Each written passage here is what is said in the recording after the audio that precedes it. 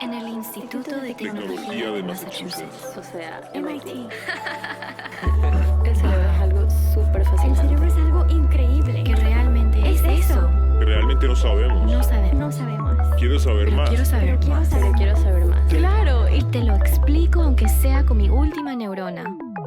En mayo del 2023, Jessica Chomik Morales, una investigadora de postlicenciatura en el Departamento de Ciencias Cerebrales y Cognitivas del MIT, inició un viaje de 5 semanas por 7 países de América Latina para explorar y resaltar las investigaciones de destacados e influyentes neurocientíficos en la región. Dado que viajó con equipo limitado, se espera que pueda haber variaciones en la calidad de producción de las entrevistas.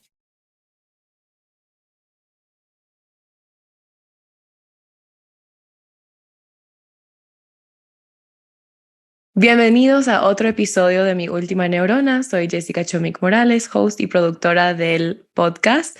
Hoy voy a entrevistar a la doctora Lina Becerra, quien es investigadora en la Universidad del Valle y también Pontificia Universidad Javeriana, ubicada en Cali, Colombia. Ella recibió un título en Medicina y Cirugía en el 2007, luego una maestría en Ciencias Biomédicas en el 2013 y luego un doctorado en Ciencias Biomédicas en el 2021. Sus intereses científicos cubren un rango muy amplio, desde lo molecular hasta lo cognitivo, que hablaremos en más detalle a través de la conversación. Muy bienvenida, doctora. Hola Jessica, muchas gracias por la invitación. A usted. Bueno, quiero empezar con su trayectoria académica, si empezó acá en Colombia y si salió del país y cómo fue formando su intereses dentro de la neurociencia.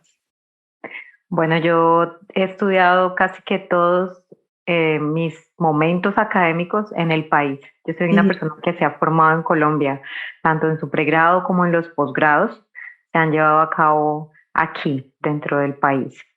Y he tenido salidas, sí, pero mi interés siempre ha sido desarrollar mi carrera profesional en la medida de lo posible y ajustándome a las exigencias del medio y de estar acá, pero siempre he querido desarrollarlo al interior de mi país. Entonces, a lo que he salido es a pasantías, por ejemplo, que hacen parte de los requisitos para la obtención de los títulos. Entonces eso me ha permitido estar en University of South Carolina, en Kentucky, pero hace parte de aquellos momentos que uno tiene que pasar para poder obtener los títulos dentro de las universidades. Entiendo. En Colombia. O sea, ¿cómo sé que se recibió un título en medicina? Al principio pensó que quería ser doctora. Eso veo mucho, bueno, con unos invitados que tenía en México también empezaron por ese lado y se dieron cuenta que le gustaba más la investigación y tienen un MD, pero no son médicos, o sea, no tienen pacientes. Sí, esa es mi historia. Yo entré a estudiar medicina siendo una persona muy joven, tenía 17 años. Es muy joven. Sí, muy joven. Y realmente en aquel momento tenía la idea de que quería ser psiquiatra y de que quería dedicarme a la psiquiatría como práctica clínica. Pero a medida que fui avanzando en mi carrera, descubrí que mi verdadera pasión eran los aspectos relacionados con el cerebro, cómo pues nos sirve como un lugar complejo para tener un punto de partida para comprender el mundo. Entonces, de cierta manera, esa curiosidad por la forma como todos los seres que tienen cerebro, pero especialmente los humanos, ¿sí? Nos enfrentamos a ciertas perspectivas, pues me llama mucho la atención y creo que por eso decidí irme o enfocarme más en investigación, sobre todo después de haber hecho rotaciones clínicas en psiquiatría. Cuando ya tuve mi experiencia en psiquiatría, dije, no, realmente lo mío no es un campo clínico. Usted quiere entender cómo se desarrolla el cerebro y por qué suceden esos trastornos. Sí, pero no solamente desde la patología, sino desde nuestro diario vivir, desde todo lo que hacemos, tanto en lo que llamamos la tipicidad como en la patología. Sí, es una curiosidad alrededor de todo lo que tiene que ver con el funcionamiento cerebral. Claro, ¿y qué fue su primera experiencia en un laboratorio y cómo hizo para encontrar eso? o sea, me gusta hablar con personas que sí se desarrollaron como científicos o médicos en sus propios países porque creo que da a los jóvenes que estén escuchando cómo pueden hacer lo mismo, ¿verdad? Sin necesidad de salir de su país. Bueno, yo estaba terminando mi carrera, medicina, y tenía la opción de en el último año hacer algo que se llamaba internado especial en investigación. Ok. Como me encontraba un poco desubicada ocasionalmente y sabía que la clínica no era lo mío, entonces pensé que podía ser una opción, pero quería tener una experiencia para tomar la Ujú, decisión. Entonces ujú. yo opté por ese internado y me uní a un grupo de investigación que se llama el Centro de Estudios Cerebrales, que es el grupo donde ahorita soy parte de las personas que lideran, ¿sí? Ujú. Pero fue ese mismo grupo donde yo me formé y llegué siendo pues estudiante de pregrado. Tuve experiencias haciendo análisis de resultados de investigación que el grupo ya tenía en microarreglos de DNA en trauma craneoencefálico, que es un mal que nos agobia aquí en la ciudad donde yo vivo por el nivel de Ujú. violencia que Claro. tenemos. Y comencé a trabajar en eso y luego a hacer histología. Allí me enfrenté por primera vez al procesamiento del tejido cerebral humano. Entonces descubrí pues que lo metodológico me gustaba, pero sobre todo, y para serte muy sincera, lo conceptual. Lo que yo podía Mm. hacer después con eso siempre ha sido después con los datos pensarme el contexto, pensar el Ujú. significado, pensar la importancia y pensar cómo puedo enlazar esos resultados con el conocimiento que ya tengo del sistema, lo que me llama la atención. Claro, o sea, es como un lugar entre medio, ¿verdad? Entre las ciencias básicas y lo aplicado en la clínica. Exactamente. Ok. Pensarme en las problemáticas, las enfermedades o incluso el funcionamiento típico, pero Ujú, desde otra mirada y también involucrándolo un poco con cosas más prácticas, ¿no? Con el ujú. hacer. Ujú. Entiendo. Y ahí fue formando como sus intereses científicos, me imagino. Sí, ese fue el lugar donde nacieron o donde surgieron mis intereses en investigación. El grupo está Ujú. muy enfocado en corteza cerebral Sí, y en todas las entidades que se pueden desprender de entender la corteza, y pues eso es un universo, y en el humano un universo de una complejidad. Entonces, definitivamente. sí, eso me abrió a mí la mente y yo dije, no, yo puedo dedicarme perfectamente la vida lo Ujú, que sea que dure, hacerme estas preguntas, a que salgan más preguntas, porque eso es lo que sucede en investigación. Casi ujú. nunca hay respuestas, pero sí surgen muchas preguntas de todo lo que uno trabaja, realiza o propone. Claro.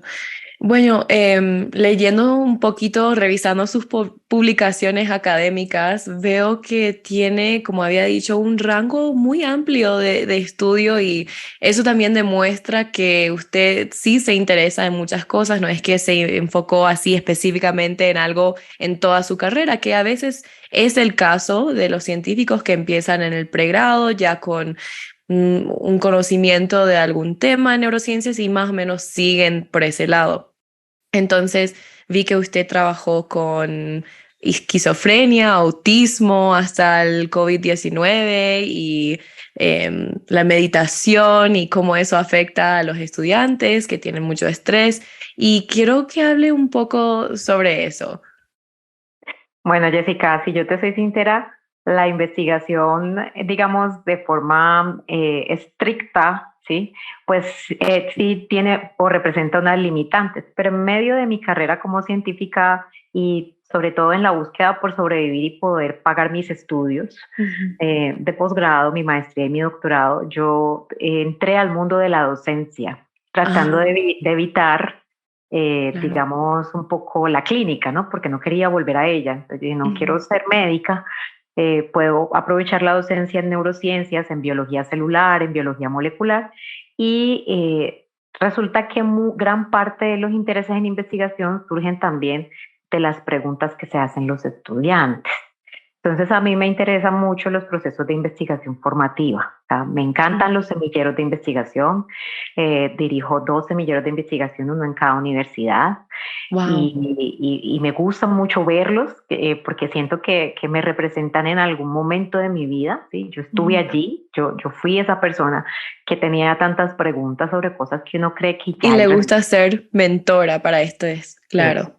Entonces, por eso mis publicaciones son diversas. Muchas son en español, si tú ves, porque soy Sí, una defensora bueno, sí, tenemos que publicar en las revistas de impacto, que donde hayan citaciones, sí, pero ¿qué pasa con el resto? ¿Cómo democratizamos un poco la ciencia?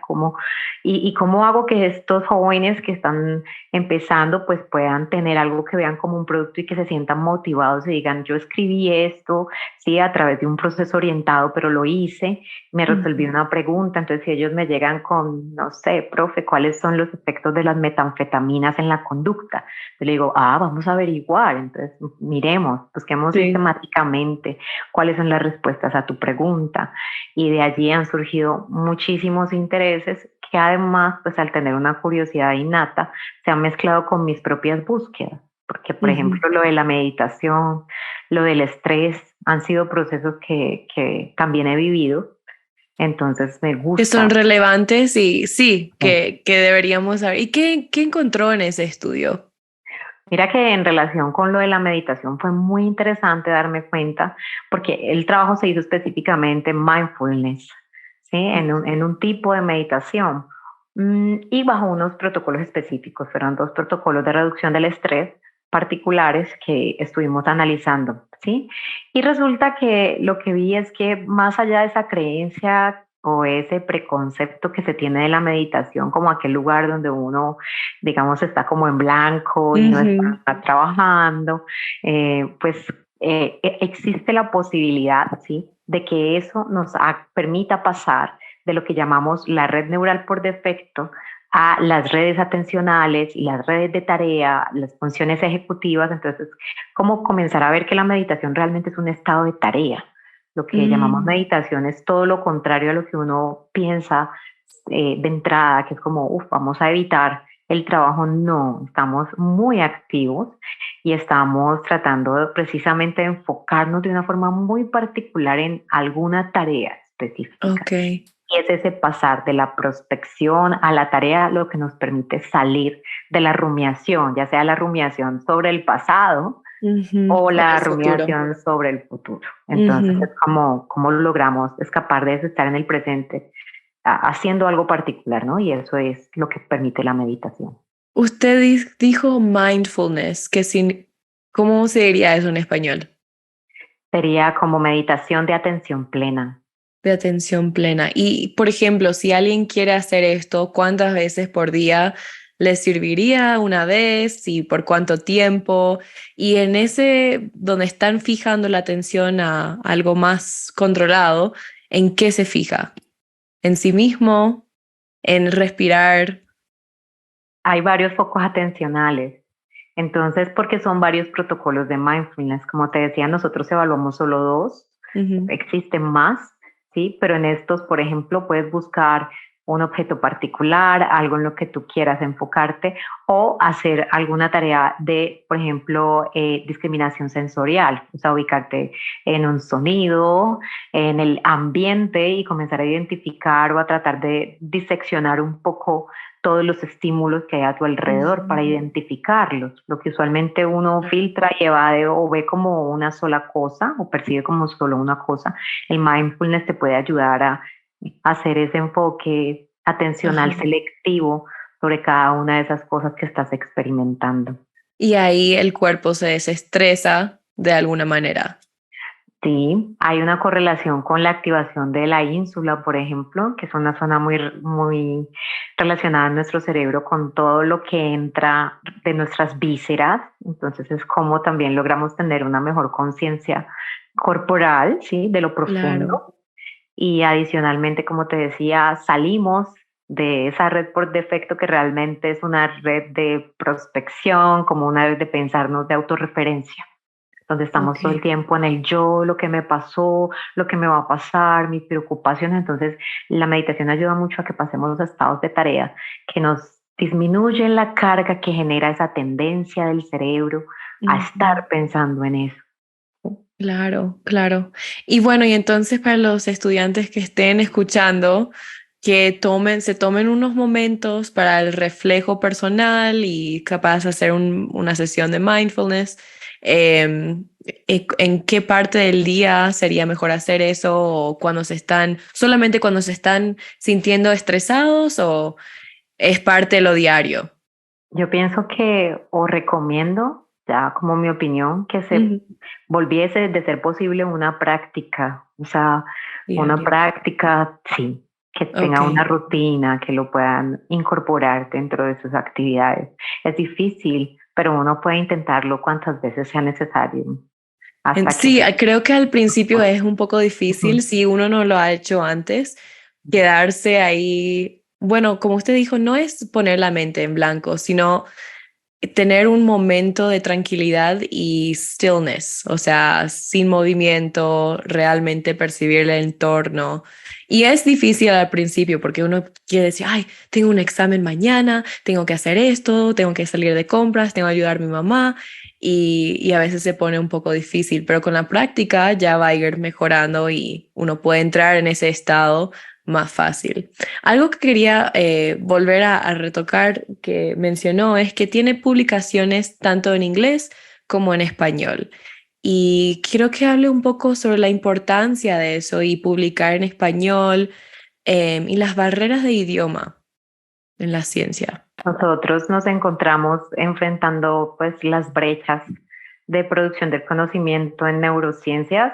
Obviamente el contexto en general de la sociedad permea todo y más la ciencia, que es algo que surge desde lo hegemónico, ¿no? La ciencia hace parte de todos esos aparatos, que son aparatos que reproducimos día a día. Entonces hay que generar un poco de resistencia dentro de la producción de la ciencia misma, buscando diversificar, ¿sí?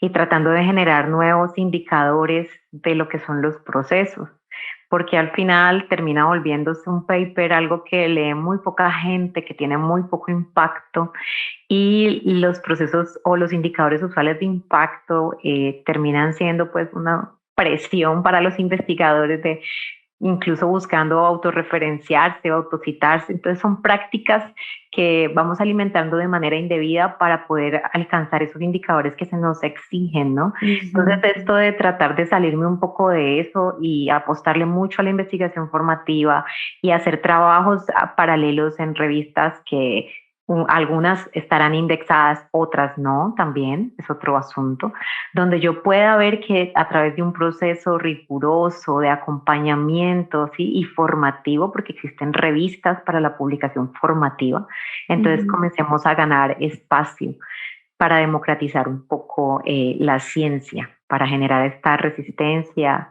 también para hacer un poco de ciencia lenta, ¿no? Que no sea el estar corriendo, sino el estar pensando en, bueno, que el proceso, lo importante es el proceso. Es cierto. A aportar, y esto va a aportar también, Jessica, a que otro público lo lea. Entonces me he dado cuenta que sí hay mucha gente que quisiera leerlo, pero nuestros países con ingresos medios o con ingresos bajos, la formación en segunda lengua no alcanza las dimensiones que deseamos, y la gente pues tiene el derecho, como dentro del concepto de justicia epistémica, ¿sí? ¿Cómo hacemos para que haya realmente un aporte de la ciencia a esa justicia? Oye, tú puedes acceder al conocimiento, entonces, sí, pero es que está en inglés. Entonces, mira, aquí hay material en español. Claro. Entonces, un poco aumentar el acceso y las oportunidades. Exacto. Y bueno, del mismo hilo, ¿cómo usted hace que sea más accesible si, por ejemplo, una persona no forma parte de una universidad y no tiene acceso a estos journals? ¿Hay manera de que estas publicaciones sean gratis para el público? Y si esa es su decisión o cómo funciona eso. Sí, pues por eso también es importante escoger algunas revistas que sean revistas que no sean necesariamente indexadas o que sean de libre Ujú, acceso para ujú, publicar, ¿sí? ujú. Independientemente pues, del grado de indexación. Eso por un lado, pero por el otro lado también está de cualquier manera, sea cual sea el tipo de revista, tú terminas publicando con un lenguaje especializado. Entonces yo en este momento estoy haciendo un máster en literatura porque estoy muy interesada en abordar otras formas de comunicación, sobre todo el relato, como un método para la traducción de la ciencia. ¿Cómo puedo hacer divulgación científica a través de algo que deje una huella fuerte en tu memoria? Y pues nada deja una huella tan fuerte como una historia. Entonces, cuando a ti te cuentan las cosas en medio de un margen donde suceden cosas o le suceden cosas a las personas, generas personajes, hay un hilo conductor, probablemente uno se acuerda más de eso. Estoy muy inspirada por Oliver Sacks. Ok, sí. Y entonces estoy en ese trabajo de que quiero producir de esa forma. Yo comencé con los podcasts porque me parecía una forma de universalizar el lenguaje. Me cuesta, no estoy diciendo que lo logre, pero hago pues mi mejor intento por hacer estos audios pues, comprensibles, asequibles, y sigo trabajando en eso porque es difícil, pero pienso que es otra forma de abrir las ideas al público. Lo que sale en las publicaciones a veces se queda en los journals. Entonces, ¿cómo puedo hacer para que la gente de las comunidades se beneficie del conocimiento científico? ¿De qué nos vale si se queda en la universidad? No se nos puede olvidar. Claro, no tiene impacto Para, en la sociedad y después, claro. claro, impactos más grandes como en las políticas, por ejemplo. Y bueno, y justamente podemos hablar de eso también. Vi que usted produce también un podcast que he visto, son como de 20 minutos y habla de manera digerible sobre cosas que tienen que ver con la neurociencia. Y bueno, nos puede contar cómo empezó eso. También veo que tiene un canal de YouTube y en eso concuerdo mucho con usted, que es muy importante no solamente el contenido científico, ni solamente, o sea, sino también cómo uno divulga eso y cómo hace que impacte a la audiencia. Y eso es algo que yo trato de hacer. Bueno, ahora estoy haciendo una forma un poco distinto en esta temporada con videos y porque creo que a las personas también les gusta ver con quién estoy hablando y uno puede prestar más atención cuando hay estímulos visuales que solo auditivos. Pero cuando solamente era auditivos mis podcasts, eso de contar una historia y tener como hasta música de fondo, transiciones, efectos de sonido. Eso me pareció como parte de traer esa historia a la realidad, para que las personas puedan visualizarlo, conectar con el contenido. Así que concuerdo mucho con usted de lo que está diciendo.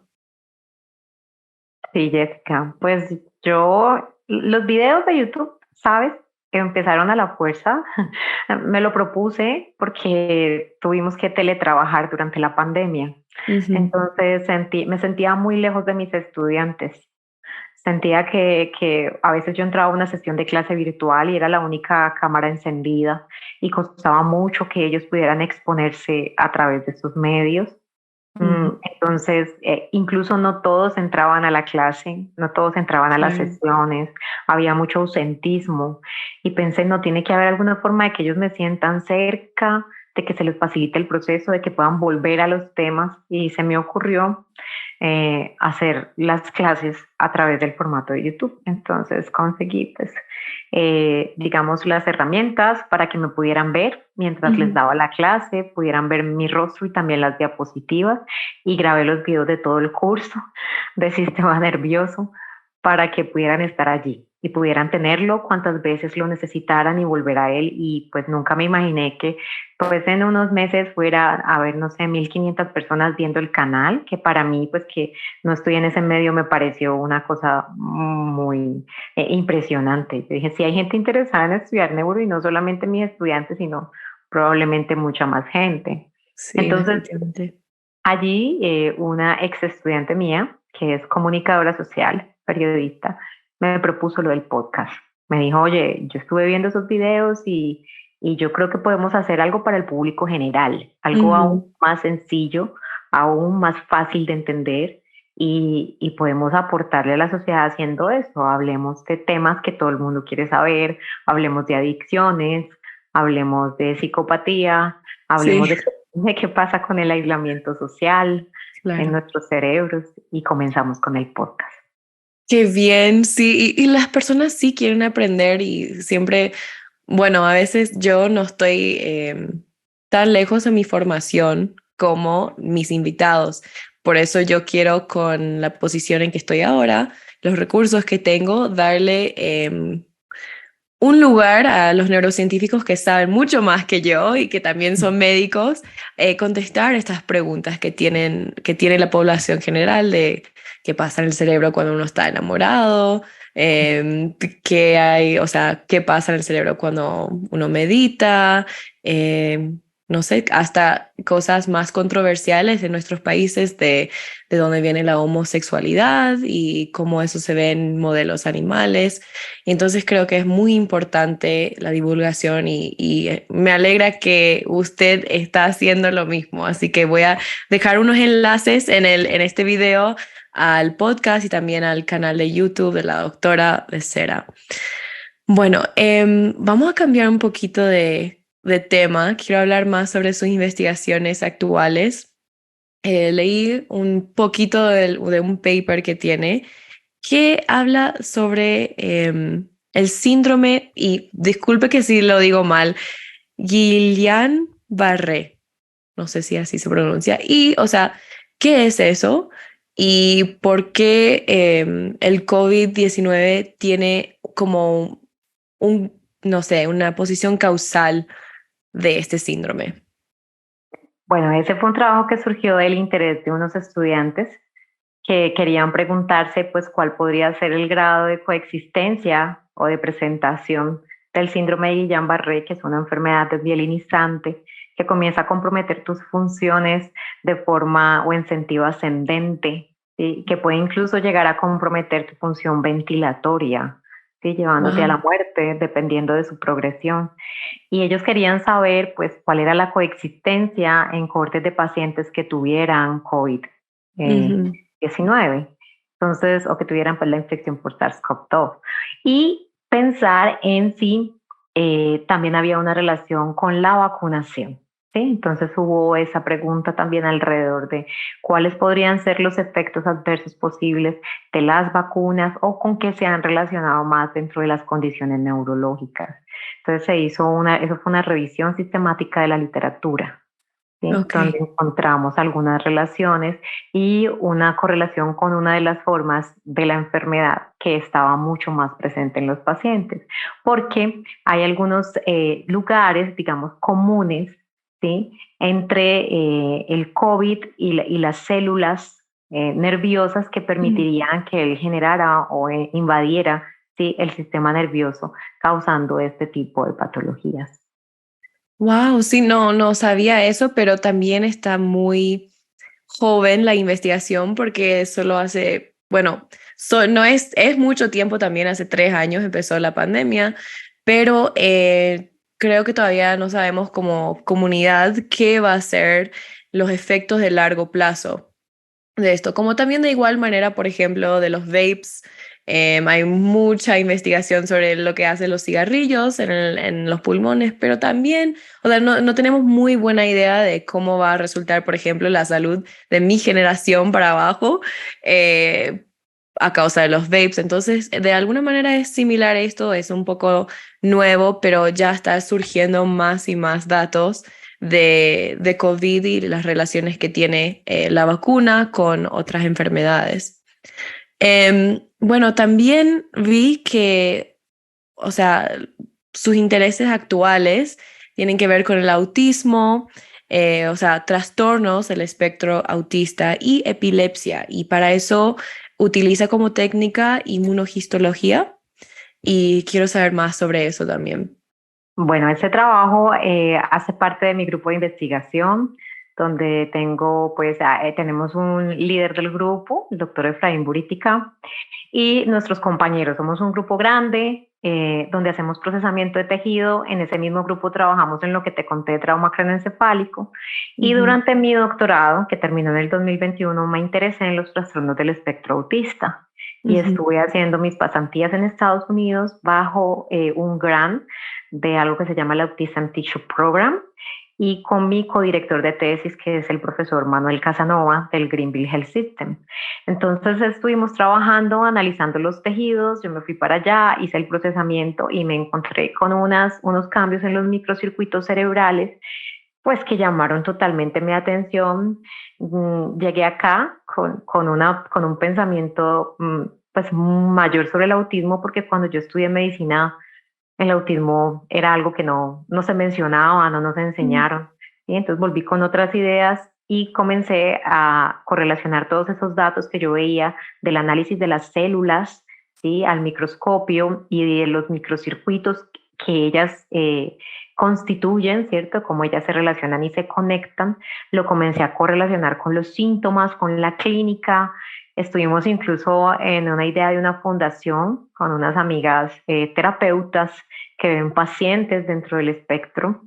Y no, de eso surgió incluso un diplomado. Tenemos un diplomado en trastornos del espectro autista dirigido a todo público, donde pues la idea es que la mayor cantidad de personas puedan tener apoyos para comprender la entidad, ¿cierto? Entonces, bueno, y ahorita estamos trabajando en algo parecido. O sea, el trabajo sigue siendo el mismo, que es el análisis inmunohistoquímico, es coger los cerebros humanos, hacer los cortes, analizarlos al microscopio, mirar grupos celulares específicos. Nosotros somos fans de las interneuronas GABAérgicas porque sus cambios alteran mucho los circuitos de la corteza. Entonces, analizar esos subgrupos de células en este tejido, y lo estamos pasando ahora a epilepsia.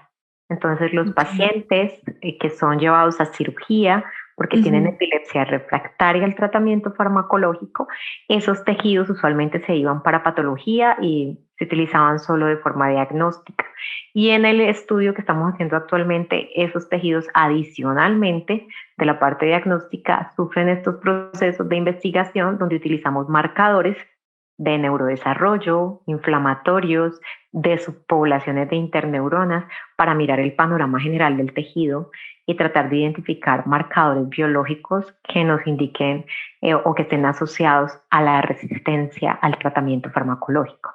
Entonces, ese es el trabajo que estoy haciendo ahora con el grupo de investigación y que me tiene pues con mucha expectativa, porque estamos apenas en el proceso de tener los datos, ¿no? Estamos recogiendo los resultados.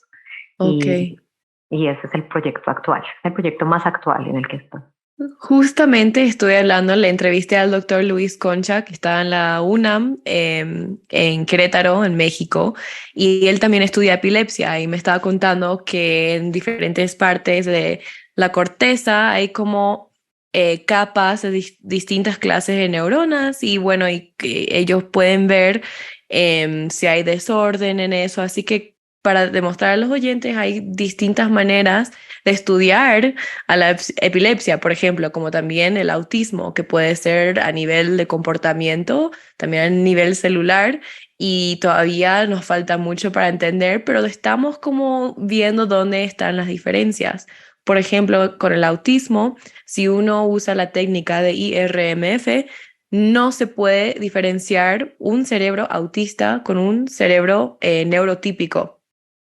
Y eso se me hace a mí muy extraño, porque yo pensaría que viendo dónde hay activaciones en el cerebro capaz sea diferente, por ejemplo, cuando hay interacciones sociales o cómo razonamos el mundo, pero la técnica misma no puede darnos esas respuestas, así que tenemos que buscar por otro lado, capaz con conectividad, o como usted estaba diciendo, ver las células mismas y cómo forman parte de estas microsistemas, o, perdón, ¿cómo era? Redes en el cerebro, y es distinta manera de poder estudiar esto. ¿Y cuáles son bueno, usted me dijo que ya tienen unos datos, y cómo reclutan estas personas? O sea, ¿Trabajan en conjunto con un hospital o dan como un anuncio diciendo, mire, si usted tiene esto, venga a nuestro laboratorio? ¿Cómo funciona? Bueno, mira tan bonita esta historia. Ujú, Nosotros, como te decía, muchas de las preguntas de investigación nacen de los estudiantes. ujú, Nosotros, a la puerta de nuestro laboratorio tocó un estudiante, un neurocirujano, ¿sí? Un médico neurocirujano de una clínica muy importante en la ciudad y vino con la idea de investigación porque es cirujano de epilepsia específicamente. Entonces, él es la persona que lleva cirugía a aquellos pacientes que tienen resistencia al tratamiento farmacológico. Y llegó con esta cuestión y esta cantidad de preguntas sobre el tejido, ¿no? ¿Qué puede ser lo que está pasando? ¿Cómo podríamos explicar que el 30% de los pacientes con epilepsia no responde a los fármacos? ¿Qué características tienen estas personas intrínsecamente que está haciendo que eso sea tan difícil? Y entró a hacer el doctorado, es estudiante de doctorado, y es la persona, pues, de la cual surgió la idea de la investigación, que terminó construyendo, pues, nuestro líder, y con el apoyo de otros compañeros, se amplió, porque eso comenzó como un estudio en el cual se iba a trabajar sobre el tejido, pero ahora otro compañero, Carlos González, trabaja en la neuroimagen, que tú ves que es algo complementario y nos arroja información diferente, y hemos ido haciendo pues que haya cada vez más aspectos de la epilepsia que podamos evaluar con una mirada, ojalá lo logremos ampliarlo hacia lo molecular también, ampliarlo hacia otros campos que nos arrojen otro tipo de información, pues porque los pacientes están allí, ¿sí? Y podríamos acceder a otro tipo de información en sangre o en otro tipo de muestras.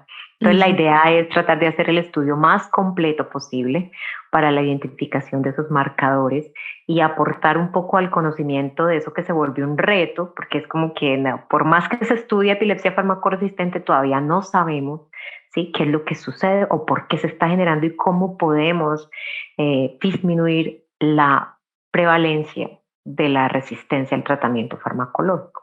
Entonces, creo que todo partiría de comprender un poco más el mecanismo de resistencia y en eso estamos. ujú, ujú. Bueno, eso sí me da mucha esperanza, especialmente hablando con neurocientíficos de distintos países que todos están tratando de abordar este gran problema, ¿verdad? Y como le dije, de distintas maneras. Em, Cambiando otra vez un poco de tema, quiero saber su experiencia en la neurociencia o en la ciencia en general, siendo mujer, también estando en Latinoamérica, que es distinto y tenemos una cultura distinta. ¿Cuáles son las barreras que tuvo que enfrentar? Yo siento, Jessica, que las barreras que tuve que enfrentar han sido probablemente derivadas de las dificultades intrínsecas de una sociedad pues patriarcal, hegemónica, ¿sí?, y además muy institucional. Entonces, creo que lo que tiene que ver en general con el medio, ¿no? En que la ciencia de por sí ya es una cuestión difícil. Entonces, yo creería que no me escapo a la misma serie de problemas que viven las mujeres en casi todos los contextos. Ujú, Me suceden todo el tiempo, sí, siguen sucediendo, pero también te puedo decir que yo siento que he sido una persona privilegiada en muchos de esos aspectos al llegar a un grupo de investigación donde mi capacidad fue reconocida desde el principio, desde que llegué con mis docentes y mis profesores, siempre pudieron ver eso, reconocerlo sin ningún problema e incorporarme a las dinámicas, respetando siempre como mi ser de una ujú, forma muy íntegra. Entonces yo creo que de pronto estoy en un nicho chiquito que es un nicho que me protege de alguna manera ujú, en todos mis ambientes, digamos, de trabajo, también en lo académico. Las personas que me han dirigido, que han sido mis jefes en ambas universidades, pues tienen como unas características humanas que han hecho que todo sea mucho más fácil para mí o menos difícil. ujú, Y curiosamente, de alguna forma también el gremio en el país, que, de formas que tampoco yo podía predecirlo, también han valorado mucho mis esfuerzos, que no son esfuerzos necesariamente de indicadores clásicos, sino que son esfuerzos más en lo humano. y eso llegó a llevarme a que a partir del año pasado estuviera en la presidencia del Colegio Colombiano de Neurociencias. Entonces yo llevo un año presidiendo el colegio aquí y creo que esa es una forma de reconocimiento que han hecho mis colegas, ¿sí? Que muchos de ellos fueron mis profesores. Sí, y que ha llevado pues como a estar en un lugar donde tampoco me esperé estar, pero creo que ha sido más afortunado que desafortunado, ¿sí? Sigo haciéndome muchas preguntas, me hago cuestionamientos, siento que al ser mujer y latinoamericana y afrodescendiente, me enfrento a cosas que de pronto en mi diario vivir han hecho que adquiera ciertas fortalezas, lo cual pues, no debería ser así, ¿no? Debería, como que es como a veces lo siento como un campo de batalla, como en el que en algunos casos tengo que hacer valer muchas cosas que no son fáciles de observar porque las digo yo, que soy mujer, ¿cierto? Entonces sí me enfrento a cosas del contexto que son difíciles.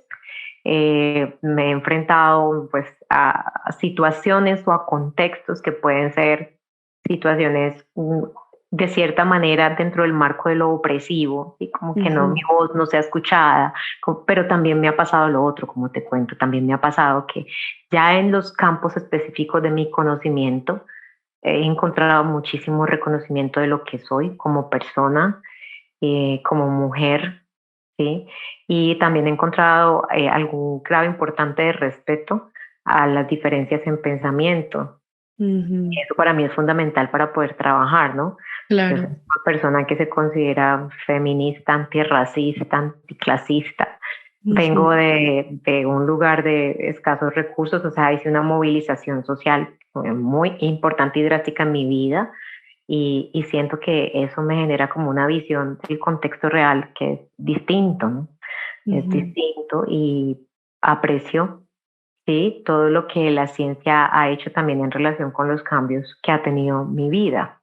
Entonces, y sigo luchando para que, digamos, todas las cosas al interior de la ciencia que no son así o que limitan o que oprimen porque hace parte del mismo aparato, pues sean vencidas. Entonces, mi trabajo ahorita también es un trabajo estoy liderando una asociación nacional, pues bueno, quiero que mis objetivos se enfoquen mucho vamos a aportarle a la disminución de las brechas étnicas, de género, de condiciones económicas. Vamos a tratar de democratizar las ciencias y a tratar de poner también a los científicos en un lugar donde ellos puedan hacer parte de la construcción de una mejor sociedad. Entonces en eso estoy el tiempo que me quede. Me encanta eso y la verdad que la admiro mucho y quiero también desarrollarme ser una persona y una mujer como usted. Así que espero que también las oyentes que estén escuchando todo lo que nos tiene que decir también se sientan como inspiradas a seguir esa clase de corridos, no sé cómo decirlo, path. Bueno, para concluir la entrevista, quiero saber si tiene algún consejo para los estudiantes que estén escuchando. Algo puede ser de la vida o de las neurociencias. Pues no sé, en relación con las neurociencias o con la ciencia en general, yo creería que primero no hay que casarse con ninguna teoría. Yo creo que la flexibilidad es la base de poder no solo pasarla bien en este camino, sino hacer aportes que puedan ser importantes. A veces uno comienza con mucha ambición queriendo resolverlo todo. Y realmente pues hay cosas muy importantes que uno puede hacer y que uno cree que son pequeñas, pero que son fundamentales. Entonces sería un poco eso, no casarse con algo de forma absoluta o con un solo ideal, estar muy dispuestos a que vamos a tener que cambiar de ideas, a que a veces lo que pensamos es un paradigma que va a cambiar y que ya no es así. Estar muy abierto a la posibilidad del cambio porque si uno está en Tener la mucha ciencia, flexibilidad, sí. ajá, y no está abierto a ese cambio, pues está convirtiendo la ciencia en otra cosa que sería más un dogma, ¿no? Entonces eso, no volverla de ese tipo, sino entender que ella es una de las tantas formas de estar en una búsqueda de lo que llamamos verdad o conocimiento, ¿sí? Pero es eso, es una de las formas que existen y pues eso nos va a permitir poner a la ciencia a dialogar con otros saberes, ¿sí? No estar cerrado a otras formas de conocer el mundo, porque entre más la ciencia nos permite interactuar con el resto del mundo, más el mundo le va a sacar provecho a la ciencia. Si nos cerramos y la pensamos como algo muy exclusivo, propio, contenedor de la verdad, es muy difícil que la ciencia aporte, porque pues está el resto de la gente, estamos nosotros mismos que hacemos parte de otras esferas vitales, ¿no? Muchas más grandes, sí. Es muy cierto. Muchas gracias por ese consejo, me parece espectacular. Es algo que lo he tenido que trabajar también como persona y como científica especialmente, es no aferrarme a unas ideas que aunque las he tenido por mucho tiempo, pueden estar equivocadas. Y aunque yo quiera que una de mis hipótesis sean correctas, por ejemplo, en mis investigaciones, no verla de solo una manera y no tener como esa expectativa que la ciencia siempre va a ir de mi manera, la manera que yo quiera. Y bueno, muchas gracias por contarnos sobre usted, sobre todos los proyectos que ha aportado a la sociedad, la ciencia, y espero que continúe siendo una gran mentora que ya veo que es.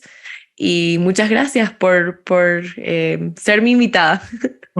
No, Jessica, muchas gracias a ti por este trabajo que haces, por tomarte el tiempo para buscar las personas que estamos haciendo este trabajo en Latinoamérica, donde hay tantos retos y tantas dificultades y un día a día tan difícil, y gracias por visibilizar el trabajo de las personas en nuestros países. Gracias otra vez de nuevo.